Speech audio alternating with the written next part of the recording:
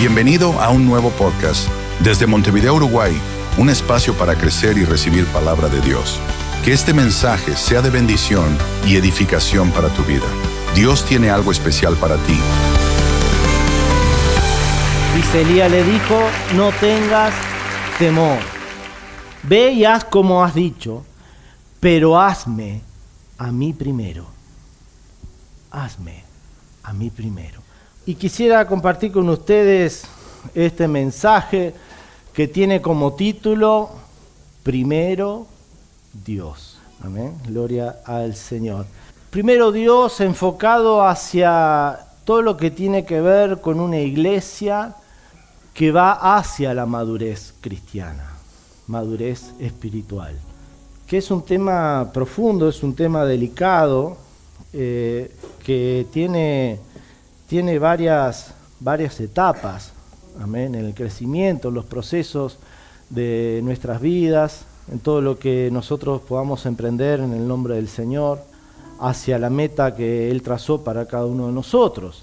Y nosotros todos podemos entender que en los comienzos de este transitar, en este camino glorioso, espiritual, es como que al principio es agradable el comienzo, ¿no?, de la vida cristiana, porque no sé a usted cómo fue su experiencia, pero comienza algo nuevo, tenemos expectativa de lo que Dios hará con mi vida, qué será, qué hay, qué voy a descubrir, qué es lo que voy a alcanzar, voy a lograr. Pasan ahí varios pensamientos en nosotros. Y también es un momento donde todavía no abandoné definitivamente la vida carnal, la vida mundanal, pasiones que hay en nosotros. Como que podríamos decir mitad Dios en nosotros y mitad yo. Ahí están, ¿no?, las balanzas, los equilibrios, ¿no? Cómo vamos creciendo cada uno de nosotros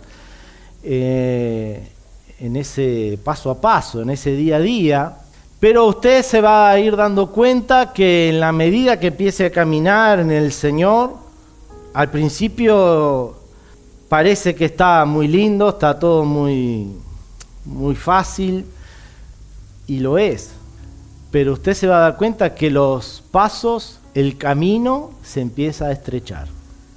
Algo que parecía que al principio, bueno, eres multiopcional, puedo hacer esto, aquello, lo otro, pero en la medida que usted va caminando, es el embudo, se va apretando, y usted se da cuenta que un paso en falso, no hay opción de seguirlo.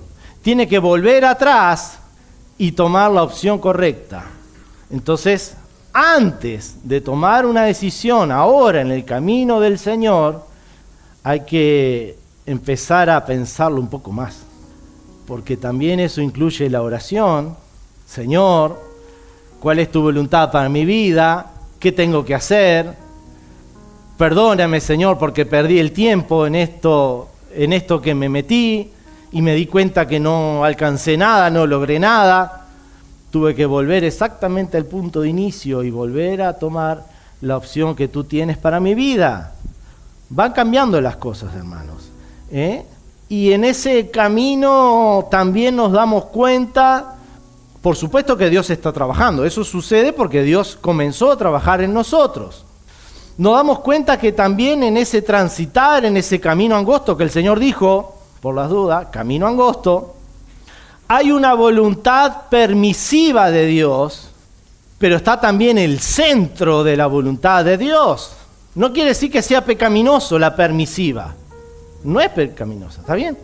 Dios lo permitió, por ahora, siga, pero si estamos hablando de una iglesia madura, apuntamos hacia la madurez cristiana, tenemos que empezar a visualizar ciertas cosas.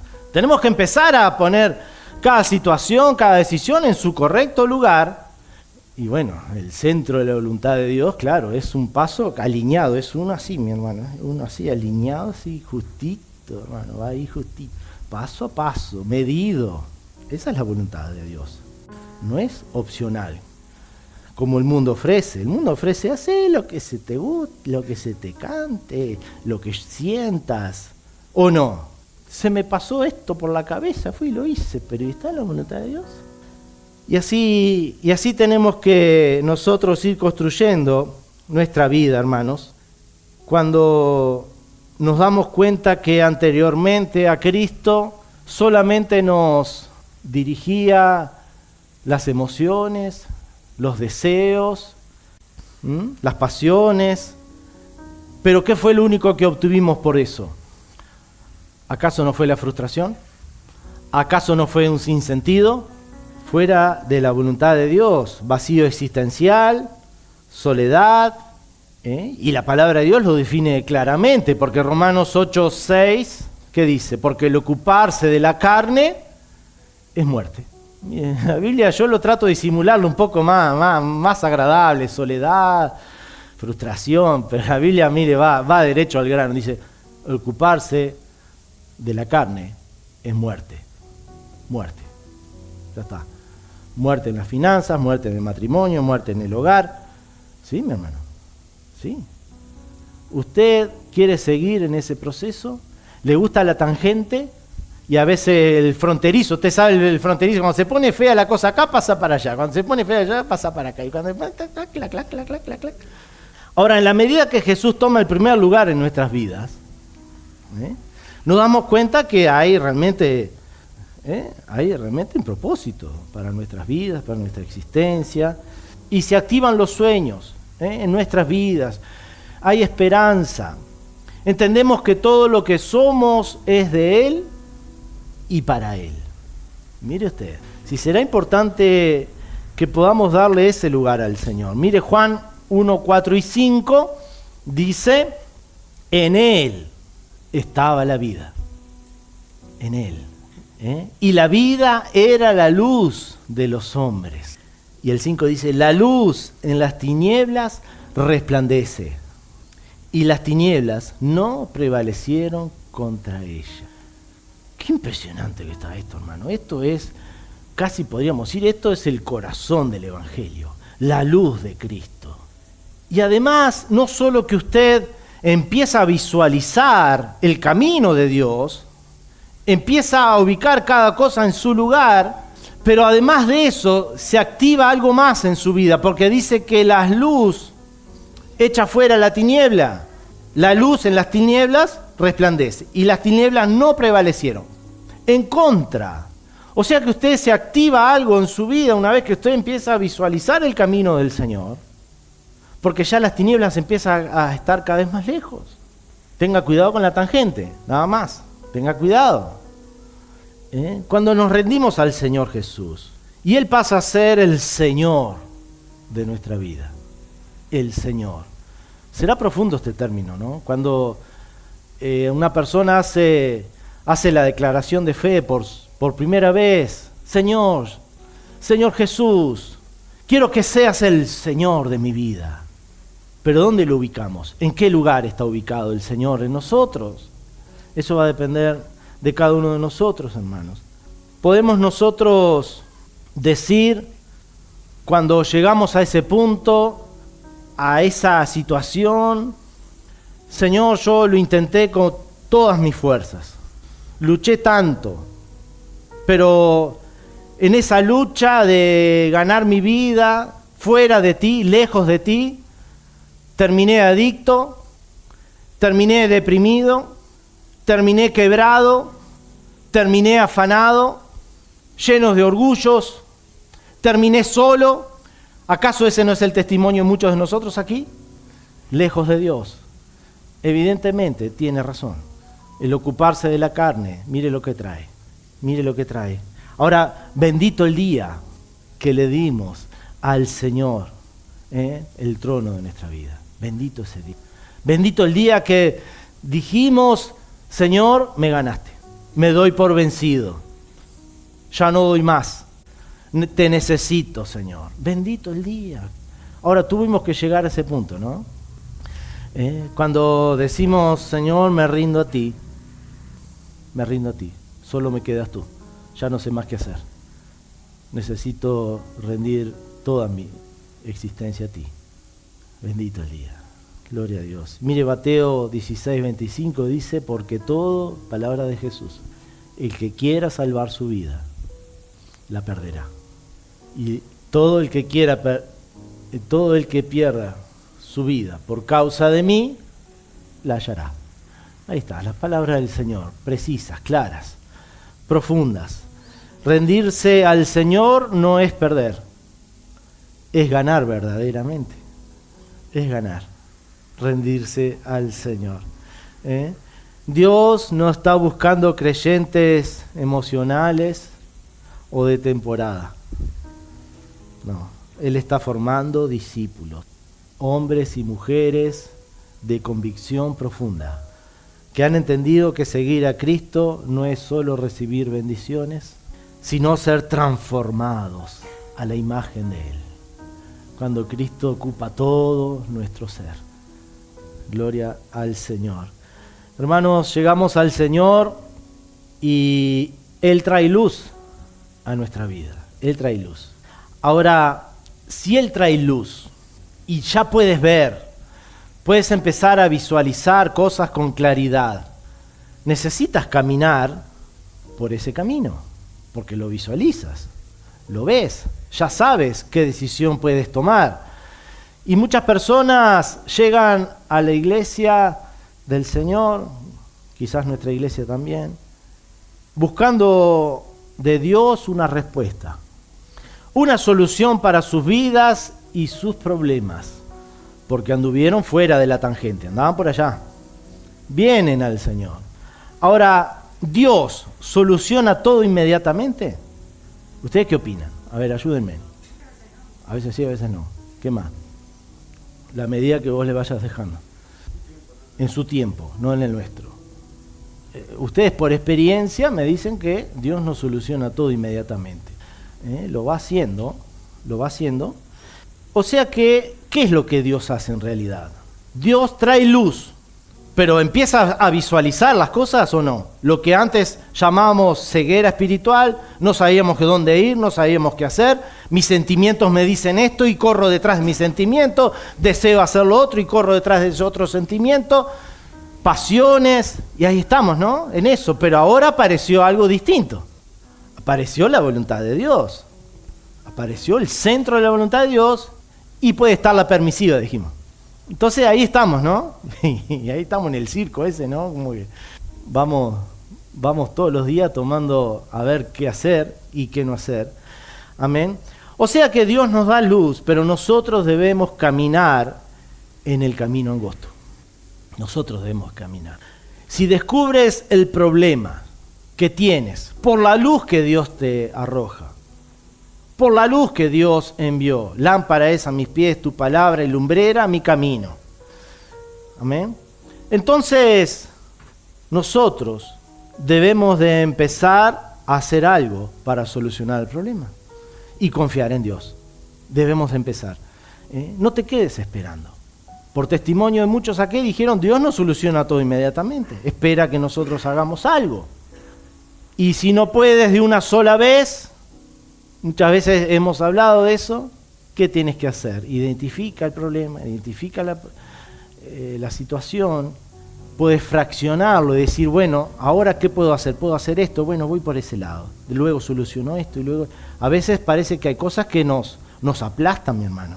Lógico, son tantos años lejos del Señor, tantos años y años y años, decisiones mal tomadas, y no se corrige todo de un día para el otro.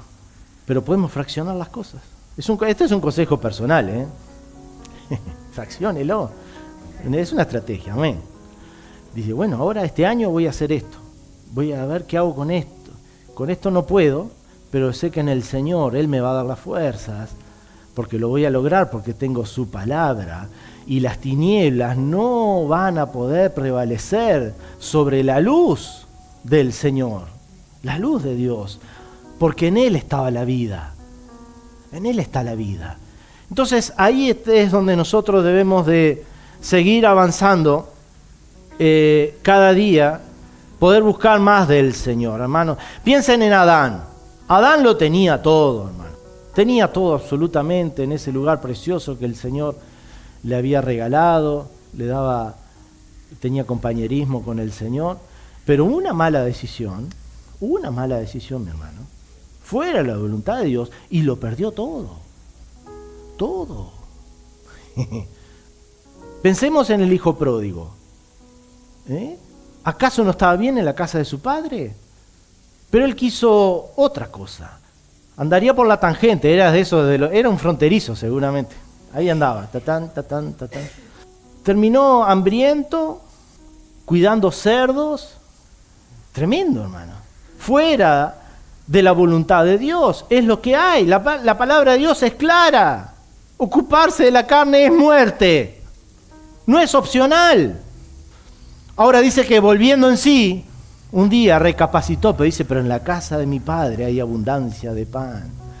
Y él dice que volviendo, el padre estaba esperando por su vida, estaba esperando por él.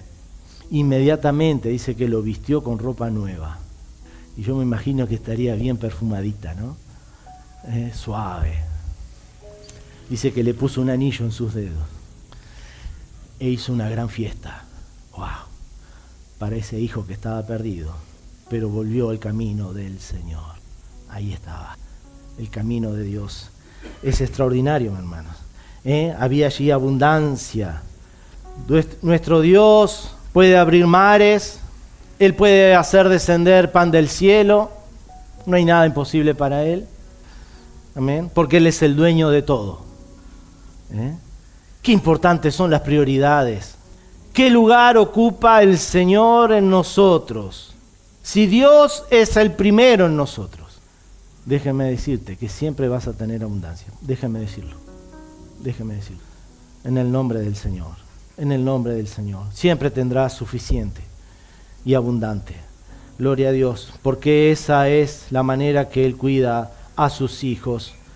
Hermanos, que Dios no sea solo para nuestras vidas cuando queda algún tiempo sobrante, o si tengo algún tiempo, o si necesito algún beneficio, o solo cuando estoy en crisis. Miren cómo el profeta le dice a esta viuda de Sarepta. Primera de Reyes, el verso central de esta mañana, es el verso 13. Miren qué hermoso que está, hermanos. Dice, Elías le dijo, no tengas temor. Ve y haz como has dicho, pero hazme a mí primero. Hazme a mí primero. Ahora yo pregunto, querido hermano, usted, ¿qué pensaría en esta situación? Porque Israel estaba pasando un tiempo de crisis terrible. Estaban quebrados, estaban hambrientos. Había una sequía nunca vista. No tenían lo que comer. Y esta pobre viuda, junto a su hijo, le quedaba un poquito de harina y un poquito de aceite. Y le dice, anda a preparar la harina. Ahora yo pregunto, ¿usted qué piensa de eso? En nuestra sociedad, en nuestra manera como nos manejamos, cómo resolvemos situaciones. Y usted recuerda, hermanos, que estamos hablando de madurez cristiana. ¿Usted qué opina? Viene alguien a su casa, golpea la puerta, a ver, ¿qué es lo que tenés? Dámelo a mí primero. Qué rico, muy rico. Algunos hacen así. Gracias por su sinceridad. O sea que, hermanos, ahí tenemos, ¿verdad?, el principio espiritual. Primero Dios. Parece extraño, ¿verdad?, este pasaje, en este caso, en esta viuda. Y como decían muy bien ustedes, 1 Corintios 1:18, ¿qué dice? Porque la palabra de la cruz es locura. Es locura a los que se pierden, a los que están fuera del camino, mi hermano. Eso es una locura. Empezar a comprender los principios espirituales, los principios que Dios ha trazado para cada uno de nosotros. Pero a los que se salvan, esto es a nosotros, es poder de Dios. Las tinieblas, dijimos, no pueden donde está la luz, porque está el poder de Dios. Está Él operando en ese lugar y es donde tú tienes que confiar. Cuando te metes en el camino del Señor, tienes que confiar que va a haber algo sobrenatural, algo de Dios que te va a sostener en este camino que antes parecía una locura. Ahí es donde opera el Señor, ahí opera el poder de Dios en la iglesia, en la vida de un creyente. Ahí empieza a operar, pero necesitas fe para eso. Quiero decirte que la fe siempre va a ir más allá de tu lógica y de tu razón. Necesitas la fe para estar en el camino del Señor. Necesitas la fe en la palabra de Dios. Poner a Dios primero parece una locura, pero siempre trae multiplicación. 1 Corintios 3, en la Nueva Traducción Viviente, dice: amados hermanos, cuando estuve con ustedes, no pude hablarles como lo haría con personas espirituales.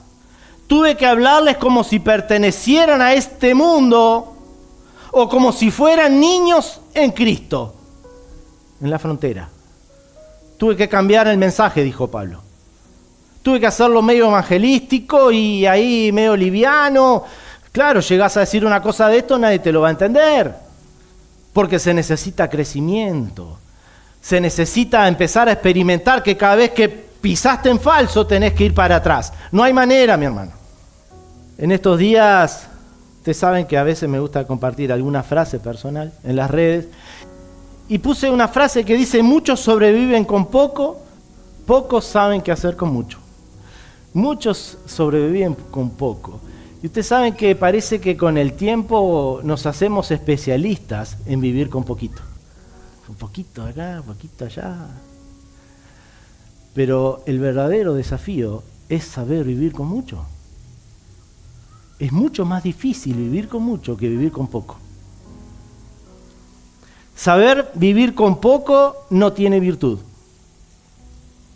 Difícil es saber qué hacer con mucho.